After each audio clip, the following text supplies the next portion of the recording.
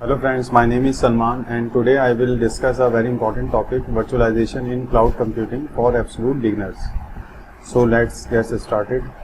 So the first question arises, what is virtualization?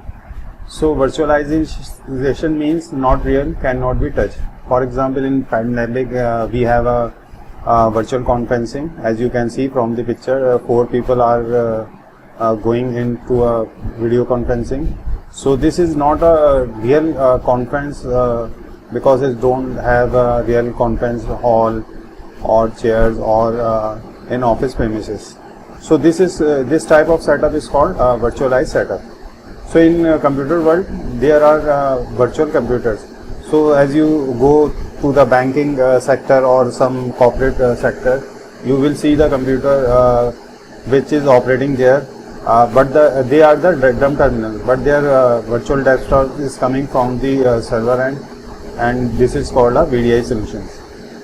So how a physical, first of all I will tell you how the physical computer works.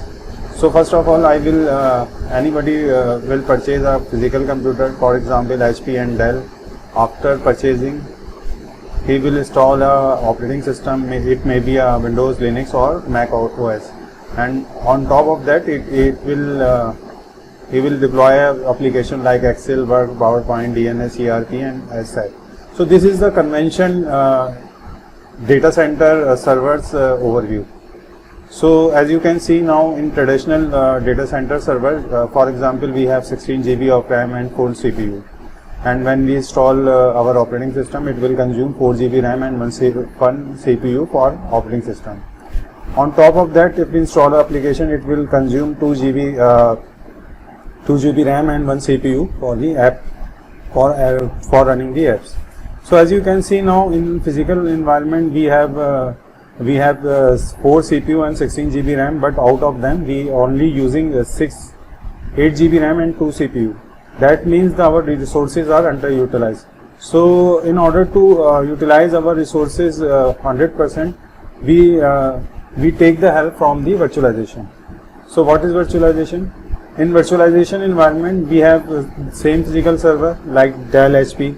On top of that, now we have installed a additional software which is called hypervisor, which provide the virtualization environment to the physical server. On top of that, now we can easily install multiple operating systems. As you can see from this picture, I have installed 4 operating systems with their apps. So in this scenario, we have 16 GB RAM and 4 CPU. Now I will distribute 4 GB RAM and 1 CPU on each operating system. So in this way, I will use all the resources 100% utilization. So this is very beneficial because in this scenario we will use all the hardware resources efficiently. So understanding the virtualization terms. So before going into deep dive into a virtualization, we should understand the following basic terms, which is fundamental terms of virtualization. The first term is called bare metal server. What is bare metal server? A physical server without an operating system is called bare metal server. That means if you purchase a server and you don't install any OS on top of that, this is called a bare metal server. And after that we have an application layer software which is called a hypervisor. As you can see, this is our hardware, and on top of the hardware we install hypervisor, and after installing hypervisor we are able to create a virtual machine. This is called the virtual machines. After that we have virtual machines. These machine which is created on top of the hypervisor is called the virtual machine. Sometimes we call it a guest operating system, and sometimes we also call it an instances of virtual machine. So the other term is called virtualization manager. So what is virtualization manager? For example, if we have more than 1, 2, 3 or more than 10 physical hosts, in order to manage this from the central location, we need some virtualization manager software. So in VMware environment we call it vCenter, and in Oracle environment we call it VM Manager. After that, now we have another term which is called VDI. VDI is basically a virtual desktop infrastructure. Basically these are the virtual machines saved on a server, and they are displayed on a client side. So basically the client side is called the dumb terminal. They are only having a keyboard, mouse and a monitor, but the actual machine running from the server, and this type of setup is called VDIs. After that we have a P2V conversion. Basically what is P2V conversion? P means physical to virtual conversion. Because in old environment we have a physical servers. Now after, for implementing hyper virtualization, we need to convert this physical machine into a virtual machine. So in order to convert this physical to virtual machine, we use the P2V converter, which is available in VMware and other vendors also. Now there is another type of conversion which is called V2V. V2V means virtual to virtual. Basically, if suppose we have a two environment, one environment is of VMware and other environment is of Hyper-V for Microsoft. If we want to migrate machine, our virtual machine from VM environment to the Microsoft environment, then this type of migration is called V2V migration or conversion. So now let's take a look of advantages of virtualization.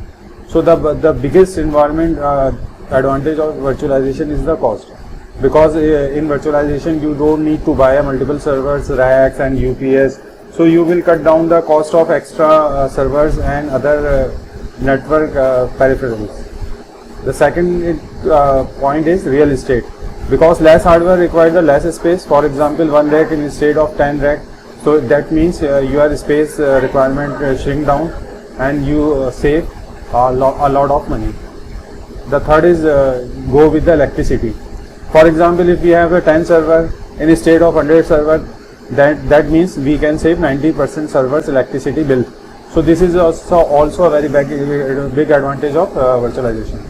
After this we have a ease of management, because when there is no virtualization, I have managed my 30 servers with separate mouse, keyboard and monitor. So I realized that this is very difficult to manage multiple server without the help of virtualization. Now after implementing the virtualization software, I am accessing all the virtual machine from a single console, which is called vCenter.